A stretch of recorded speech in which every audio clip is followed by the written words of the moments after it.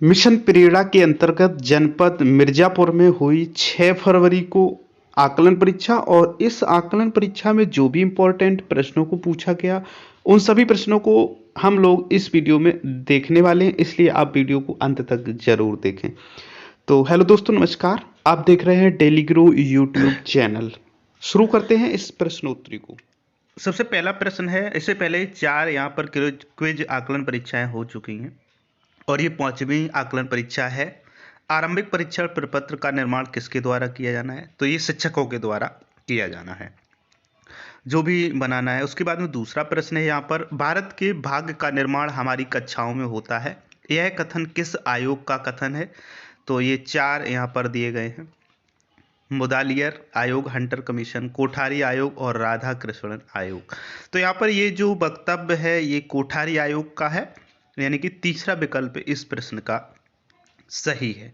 और यहाँ पर हर प्रश्न के 2 पॉइंट्स मिलेंगे सही प्रश्नों पर।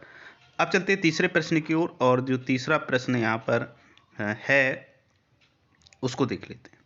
कॉन्सेप्ट मैपिंग किस शिक्षण तकनीक का उदाहरण है? कॉन्सेप्ट मैपिंग, प्रवेशी संसाधनों का उपयोग, शैक्षिक नवाचार, शैक्षणिक भ्रमण और अभ्यास के अवसर देना।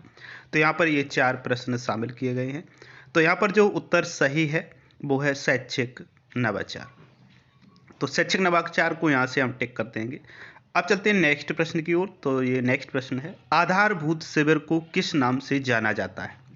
आधारभूत शिविर 4 विकल्प हैं यहाँ, फाउंडेशन लर्निंग शिविर, ध्यानाकर्षण 1 व 2, समृद्ध शिविर। तो मुझे लगता है तीसरा विकल्प यहाँ पर सही है और तीसरा विकल्प को टिक करेंगे और आगे बढ़ जाएंगे।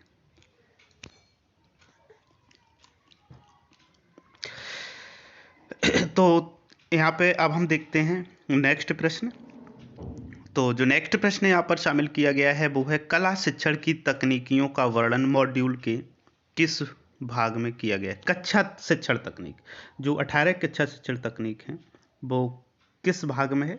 तो इसका जो बखान किया गया है, जो लिखी गई तकनीकें हैं, इनका डिटेल जो है वो भाग 3 में किया गया है। तो यहाँ पर जो भाग 3 है वो सही उत्तर होगा, यानी कि तीसरा विकल्प यहाँ पर सही है। अब इसके बाद में चलते हैं नेक्स्ट प्रश्न की ओर, और नेक्स्ट प्रश्न हमारा है, किसी कक्षा में 42 छात्र पंजीकृत हैं, विषय अध्यापक को कितनी प्रेरणा तालिका प्रयोग करनी होगी? तो देखो, एक प्रेरणा तालिका में 30 छात्रों को शामिल किया जा सकता है। 30 के ऊपर यानी कि 60 तक 2 प्रेरणा तालिकाएं यूज होंगी। तो यहाँ पर जो विकल्प सही होगा वो दूसरा, यानी कि 2 प्रेरणा तालिकाएं शामिल की जाएंगी। अब चलते हैं नेक्स्ट प्रश्न की ओर, और यहाँ पर जो नेक्स्ट प्रश्न है उसको देखते हैं। वाष्पीकरण और संघनन की क्रिया को किस शिक्षण तकनीक द्वारा बेहतर ढंग से समझाया जा सकता है? यहाँ पर 4 विकल्प हैं, समूह में कार्य, अभ्यास के अवसर देना, प्रवेशी संसाधनों का उपयोग, इनमें से कोई नहीं।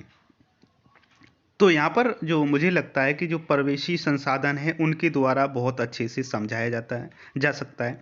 जैसे वाष्पीकरण की अगर बात की जाए तो जब खाना बनाते हैं हम लोग, पानी उबलता बॉयल होता है, तो वाष्पीकरण द्वारा वहाँ पर पानी जो भी होता है वो उड़ जाता है, चला जाता है।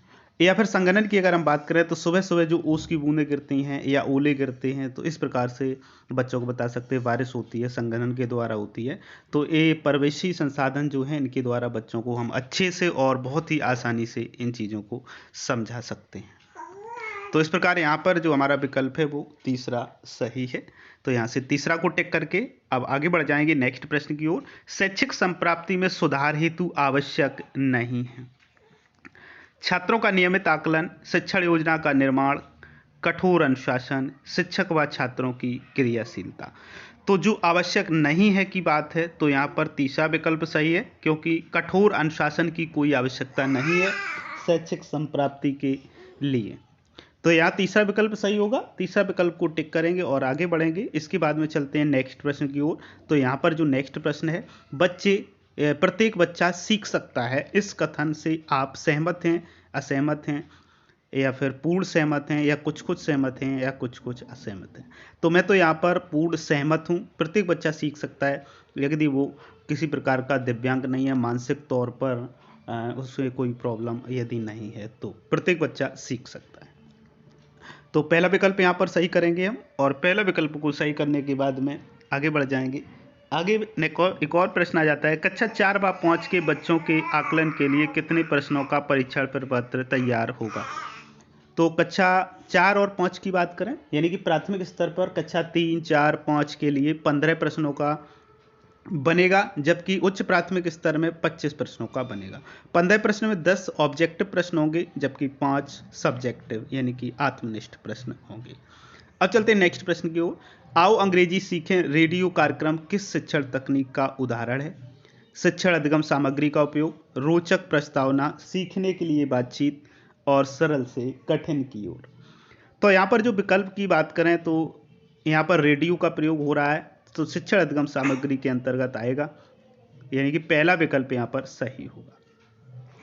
अब चलते हैं नेक्स्ट प्रश्न की ओर, और जो नेक्स्ट प्रश्न यहाँ पर शामिल किया गया है वो थोड़ा सा हटके और ज़रूरी भी है, यानी कि ध्यानाकर्षण मॉड्यूल उपयोगी है किसके लिए। तो जो ध्यानाकर्षण मॉड्यूल है नवाचारी शिक्षण तकनीकियों के लिए, रिमेडियल टीचिंग के लिए, फाउंडेशन लर्निंग के लिए या उपयुक्त सभी के लिए। तो यहाँ से जो सही उत्तर है वो है रिमेडियल टीचिंग के लिए, यानी कि दूसरा विकल्प यहाँ पर इस प्रश्न का सही है, इसको हम सही कर देते हैं। अब चलते हैं नेक्स्ट प्रश्न। LG = EO - AO में AO क्या है, यानी एक्चुअल आउटकम, वास्तविक अधिगम स्तर। तो यहाँ पर दूसरा विकल्प सही है, जबकि EO का मतलब है एक्सपेक्टेड आउटकम और LG का मतलब है लर्निंग गैप। तो यहाँ पर जो विकल्प सही है वो दूसरा विकल्प सही है, और दूसरा विकल्प को हम यहाँ पर टिक करेंगे, और टिक करने के बाद में आगे चलेंगे। तो आगे देखते हैं नेक्स्ट प्रश्न, और नेक्स्ट प्रश्न जो है वो है आरोही और अवरोही क्रम सिखाने की सहायक तकनीक कौन सी है। जोड़ी में कार्य, समूह में कार्य, रोचक खेल, अभ्यास के अवसर देना। तो यहाँ पर 4 विकल्प हैं। तो आप किस प्रकार से बच्चों को आरोही, यहाँ पर शिक्षण तकनीकी से ये संबंधित प्रश्न है, तो किस प्रकार से आप बच्चे को अच्छे से सिखा सकते हैं। रोचक खेल के द्वारा सिखा सकते हैं, अभ्यास के अवसर दे सकते हैं, समूह में कार्य करवा सकते हैं, जोड़ी में कार्य करवा सकते हैं। लेकिन जो तरीका है स्टैंडर्ड सिखाने का, यानी कि जो तकनीक है आरोही और अवरोही को सिखाने का, इस क्रम को सिखाने का, तो वो कहाँ पर आएगा और किस माध्यम से आप बच्चों को सिखा सकते हैं, उसके बारे में हमें इस प्रश्न रोचक खेल। तो इसका तो यहाँ पर आप देख। अब चलते हैं नेक्स्ट प्रश्न। निम्न में से कौन सी शिक्षण तकनीक नहीं है। संसाधनों से पूर्ण कक्षा कक्ष का वातावरण, प्रश्न पूछना, जोड़ी में कार्य, कठिन से सरल की ओर। तो यहाँ पर 3 जो पहले वाले हैं वो सभी सही हैं, शिक्षण तकनीक है, जबकि कठिन से सरल की ओर ये कोई शिक्षण तकनीक नहीं है। यहाँ पर हम सरल से कठिन की ओर यदि होता तो ये सही होती, तो यहाँ पर चौथा विकल्प सही है। तो इस प्रकार से ये प्रश्नोत्तरी पूर्ण हुई।